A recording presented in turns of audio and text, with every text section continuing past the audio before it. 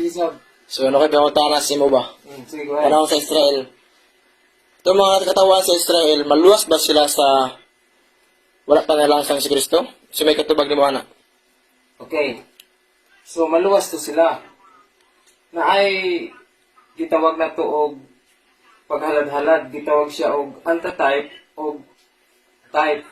So, ana siya, nag-refer na siya sa paglansang ni Kristo, kana antitype, o katong type, katutong paghalad-halad sa mga karnero sa Israel, o nag-ingon ang panahon sa mga Leviticus, nag-ingon ang Dios nga maghimo kamo dinhi sa yuta o sanktuaryo kay ato ay balaan nga sanktuaryo sa langit.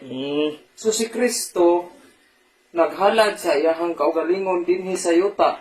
Kristo ang katapusang halad ug kadtong nga mga karnero nga gipanghalad panahon sa Leviticus moto siya ang nagsimbolo ni Kristo. So sa wala pa si Kristo mahimong maluwas ang kadtong mga Israelita sa ilang paghalad-halad sa karnero o sa baka o sa uban pang mga hayop sa ilang mga sala. Daghang salamat. Sige, salamat kay Bay Bulangan sa tubak ha. Nagnakuha gina ako ang punto bay. Sige, salamat. God bless.